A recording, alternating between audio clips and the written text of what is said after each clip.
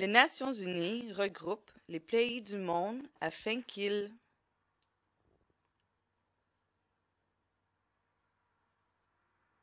maintiennent la paix et travaillent ensemble à aider les populations à arrêter la pauvreté et la maladie, ainsi qu'à encourager le respect des droits et libertés. Une convention est un accord. La Convention des Nations unies relative aux droits des personnes handicapées signifie que les Nations unies conviennent que les personnes handicapées ont les mêmes droits et libertés que les autres personnes. Les Nations unies conviennent de protéger et d'aider les personnes handicapées à bénéficier de ces droits et libertés. La CDPH contient des chapitres désignés par article. Il y a 50 articles, plus un préambule, tel qu'une introduction. Cette vidéo contient un sommaire de chaque article. Préambule. Les personnes handicapées ont de la dignité et de la valeur. Nous avons le droit de participer à une société complètement et également sans barrière. Les autres personnes doivent nous respecter, respecter notre indépendance, respecter notre droit de prendre des décisions pour nous-mêmes. Les Nations unies reconnaissent que certaines personnes font face à une double discrimination. Elles se heurtent à des obstacles par suite d'un handicap, à des obstacles pour diverses autres raisons, genre, âge, religion, couleur de peau, langue, race, opinion politique ou pauvreté. La Convention des Nations unies relative aux droits des personnes handicapées tente d'éliminer ces barrières. Elle tente de soutenir notre égalité, nos droits et libertés en dépit d'un handicap, d'un âge, d'un genre, d'une langue quelconque, etc. Article 1. Objet. La CDPH a pour objet de promouvoir et de garantir que chaque personne handicapée jouisse complètement et également de tous les droits et libertés ainsi que du respect de sa dignité. La CDPH doit aussi protéger cela. Peu importe la sorte de handicap, tous sont égaux. Article 2. Définition. L'article 2 explique certains mots qui sont utilisés dans la CDPH. Il est important que tous comprennent les sens de ces mots. Communication englobe les modes de communication suivants: braille, tactilec, gros caractères, technologie des communications, langue parlée, écrite et entendue. Langue comprend les langages parlés et gestuels, ainsi que d'autres formes non parlées. Discrimination fondée sur le handicap signifie toutes sortes d'obstacles pour arrêter, opprimer ou exclure les personnes handicapées tout simplement parce qu'elles sont handicapées. Accommodement raisonnable signifie éliminer les obstacles auxquels se heurtent les personnes handicapées si cela ne constitue pas un lourd fardeau pour les autres. Par exemple, trop coûteux. Conception universelle. Lorsque vous créez des produits, des lieux, des programmes et des services, vous devriez, dès le départ, y prévoir l'accessibilité. L'accessibilité ne devrait pas être ajoutée plus tard. Article 3. Principes généraux. La CDPH reconnaît 8 points, désignés par principes généraux. 1. Respecter de la dignité et de l'indépendance, y compris le droit de choisir librement. 2. L'interdiction de la discrimination. 3. Participation sociale entière. 4. Respect de la différence, acceptation des personnes handicapées dans le cadre de la diversité humaine. 5. Égalité des chances.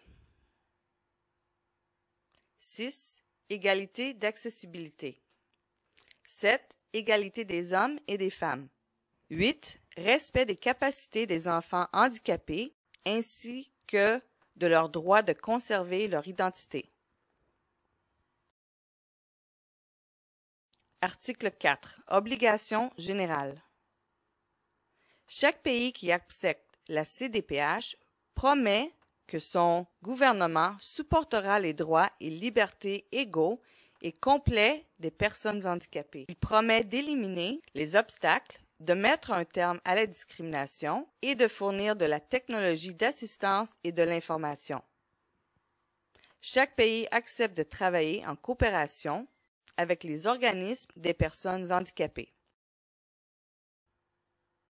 Article 5. Égalité et non-discrimination. Les personnes handicapées jouissent de l'égalité des droits accordés par la loi. Les gouvernements conviennent de voir à ce que leurs droits protègent contre la discrimination.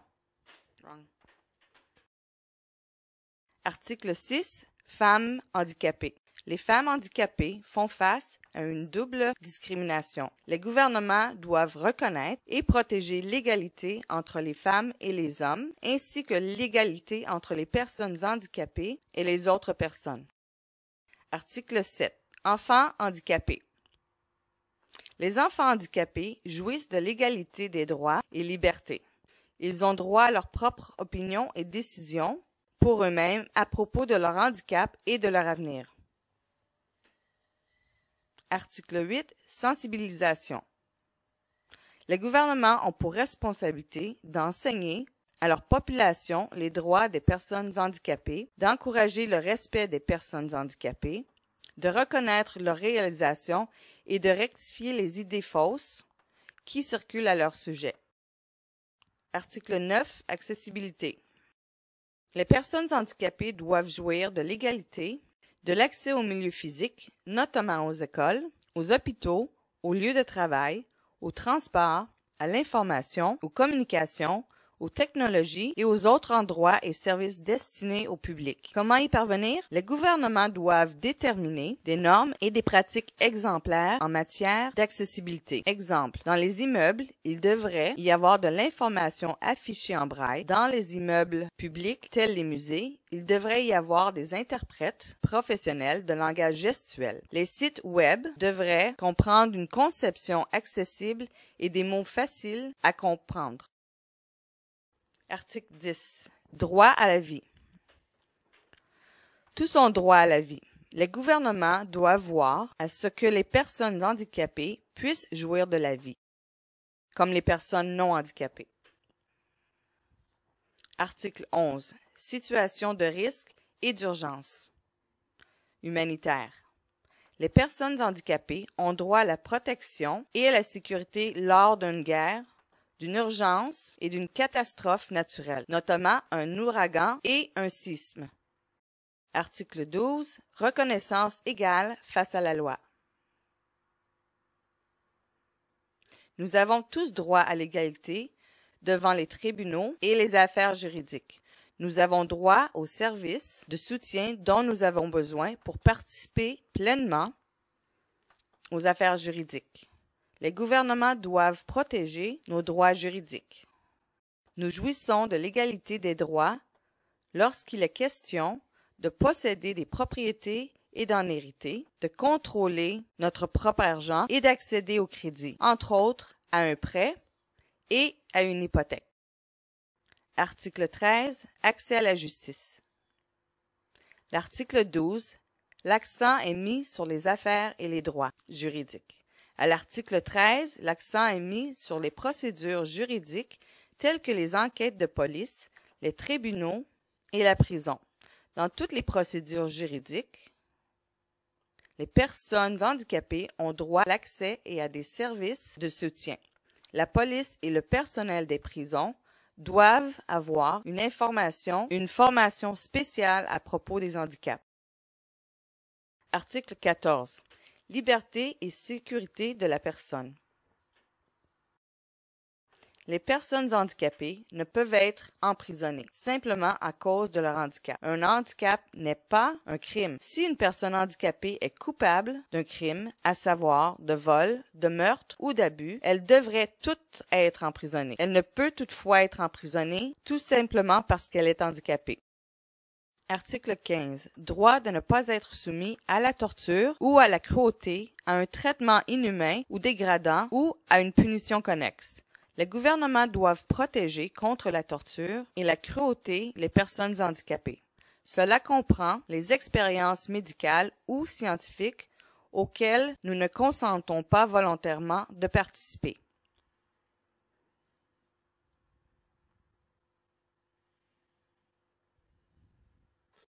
Article 16. Droit de ne pas être soumis à l'exploitation, à la violence et à des abus. Presque la même chose que l'article 15. À l'article 15, il est dit que les gouvernements doivent protéger contre la violence et les abus les personnes handicapées. À l'article 16, il est dit que si des personnes handicapées sont victimes de violences et d'abus, les gouvernements doivent enquêter, punir ceux qui abusent et aident les victimes. Article 17. Protection de l'intégrité de la personne. Les personnes handicapées doivent être considérées globalement. Un tel être doit d'abord être considéré comme une personne, non comme un handicap. Son handicap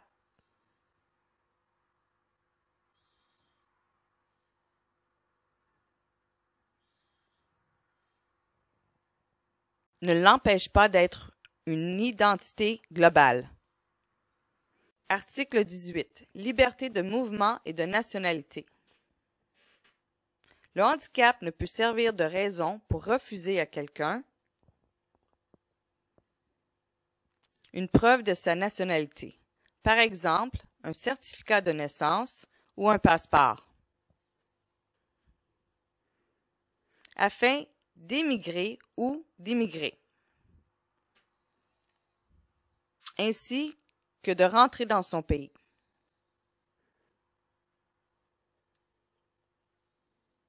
Article 19. Vivre de façon autonome et faire partie de la communauté. Les personnes handicapées ont le droit de décider où et comment elles souhaitent vivre dans la communauté, ainsi que d'obtenir des services de soutien les aidant à vivre à cet endroit. Article 20. Mobilité personnelle. Les personnes handicapées ont droit à la mobilité personnelle ainsi que le droit de choisir les appareils et technologies et l'assistance directe. Article 21. Liberté d'expression, d'opinion, accès à l'information. Les personnes handicapées ont droit à l'égalité en matière d'expression et d'opinion, ainsi que de recevoir d'autres personnes à l'information et d'en donner, tout comme quiconque. Elles ont le droit de faire leur propre choix face aux moyens de communication. Cela comprend ceci. 1. L'obtention d'informations à l'aide des modes de présentation et de technologies accessibles en temps opportun et sans coûts additionnels. 2. Obtention de services d'interprétation professionnelle lors d'échanges officiels avec des politiciens. 3. Encouragement à l'accès à l'information, aux services, à l'Internet, etc. 4. Encouragement des médias, télé, radio, journaux, magazines, etc., à offrir l'accessibilité. 5. Reconnaissance et promotion des langages gestuels. Article 22. Respect de la vie privée. Les gouvernements doivent protéger les personnes handicapées contre l'interférence dans leur vie privée, leur famille, maison, réputation, dans leur communication et renseignements personnels. Article 23. Respect du domicile et de la famille. Les personnes handicapées ont l'égalité des droits lorsqu'il s'agit de prendre leurs propres décisions dans les domaines suivants: mariage, paternité et maternité, famille et relations avec les autres. Elles ont le droit à l'égalité, à l'accès à l'information sur la planification familiale, puis droit à l'assistance gouvernementale dans leurs responsabilités familiales. Les enfants handicapés ne doivent pas être cachés, abandonnés, négligés ou séparés de leurs parents en raison de leurs handicaps ou de celui de leurs parents. Article 24. Éducation. Les personnes handicapées ont droit à l'égalité, une éducation de qualité, gratuite, ainsi qu'au soutien et à l'assistance dont elles ont besoin. Cela comprend l'éducation à tous les niveaux: élémentaire, secondaire, universitaire, les écoles de formation et l'enseignement aux adultes. Cela englobe aussi l'étude du braille, du langage gestuel et d'autres formes de communication que veut la personne dont elle a besoin.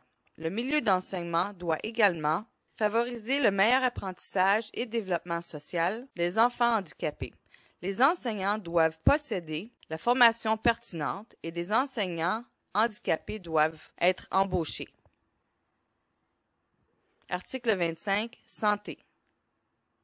Les personnes handicapées ont droit à l'égalité des types et de la qualité de soins de santé, y compris l'intervention précoce, la santé sexuelle et l'assurance santé. Les professionnels de la santé doivent offrir des soins de santé de qualité égale. Les travailleurs de la santé doivent être informés des droits humains, de la dignité, de l'indépendance et des besoins de personnes handicapées. Article 26. Adaptation et réadaptation.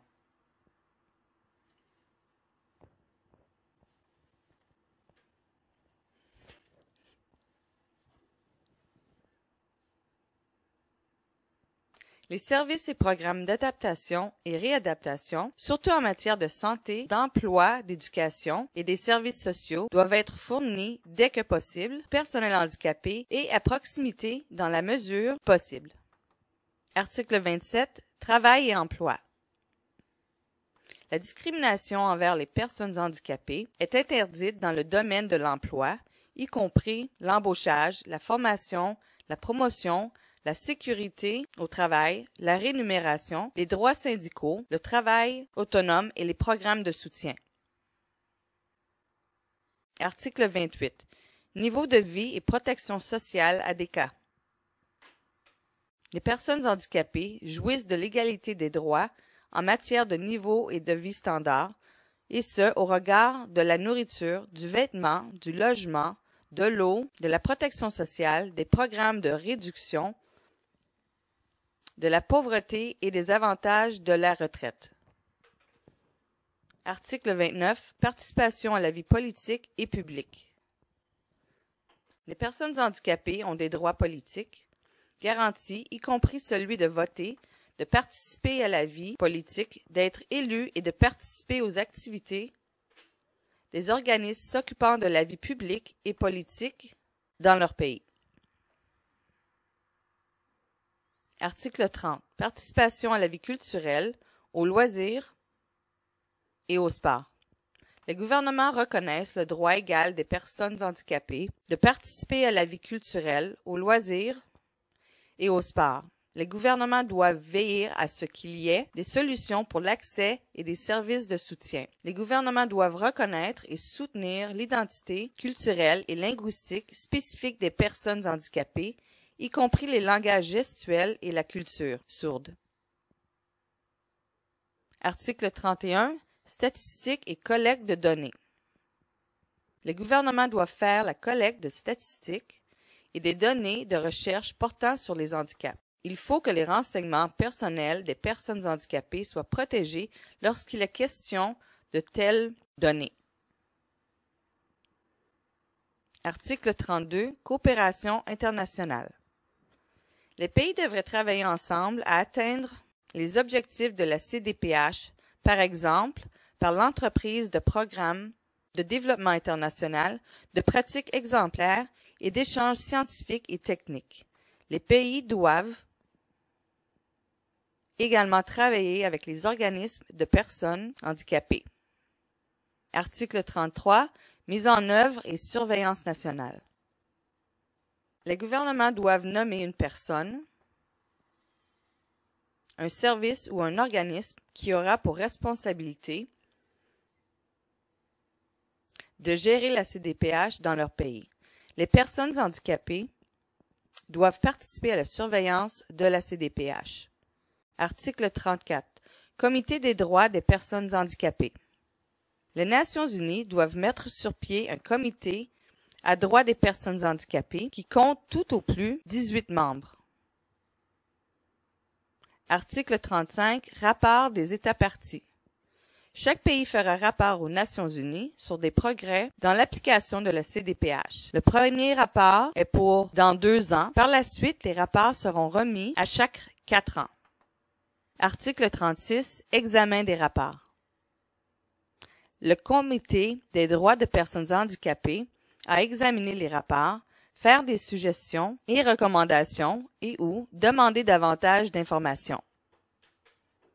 Article 37. Coopération entre les États parties et le Comité. Il doit y avoir de la coopération entre chaque gouvernement de pays et de Comité des droits des personnes handicapées. Article 38. Relations entre le Comité et d'autres organismes. Le Comité doit consulter d'autres organismes internationaux et des Nations unies, puis coopérer aux besoins avec eux. Article 39. Rapport du Comité. Chaque 2 ans, le Comité doit faire rapport et des recommandations à l'Assemblée générale ainsi qu'au Conseil économique et social des Nations unies. Article 40. Conférence des États parties. À moins chaque 2 ans, les gouvernements nationaux doivent se rencontrer pour parler de ce qui les préoccupe dans la mise en œuvre de la CDPH. Article 41. Dépositaire. Le secrétaire général des Nations unies assume la responsabilité finale pour la CDPH. Article 42. Signature. Depuis le 30 mars 2007, tout pays peut signer la CDPH aux quartiers généraux des Nations unies. Article 43. Consentement à être lié.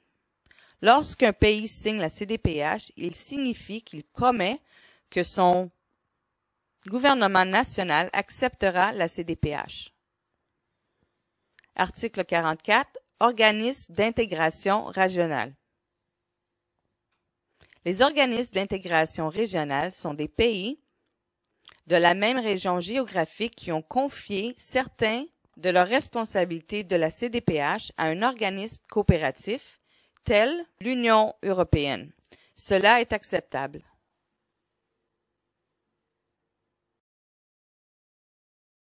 Article 45. Entrée en vigueur. Lorsqu'un pays ratifie la CDPH, celle-ci a force de loi 30 jours plus tard. Article 46. Réserve. Après la signature de la CDPH, un pays ne peut s'opposer à l'objet et au but de la CDPH. Article 47. Modification. N'importe quel gouvernement peut proposer une modification de la CDPH. Si les 2/3 des membres des Nations unies sont d'accord, la modification sera discutée lors d'une conférence. Si les 2/3 des membres de la conférence votent pour approuver la modification, alors le secrétaire général doit la présenter pour approbation à l'Assemblée générale. Article 48. Dénonciation. Si un pays approuve la CDPH et son gouvernement veut plus tard annuler cette approbation, il peut le faire en écrivant au secrétaire général. L'annulation prendra effet 1 année plus tard.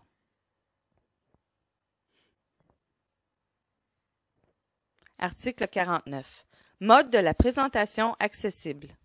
La CDPH est offerte sous divers modes de présentation. Article 50. Texte authentique. La Convention est également acceptable dans les langues suivantes: arabe, chinois, anglais, français, russe et espagnol.